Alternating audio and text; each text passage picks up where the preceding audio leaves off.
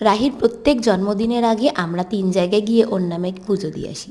আর আমি ভগবানকে বলি আমি যেন সারা জীবন এইভাবেই আমার মেয়ের জন্মদিনের আগে তোমাদের কাছে এসে পুজো দিয়ে যেতে পারি। আর এবারে রাহির ৫ বছর পূর্ণ হলো।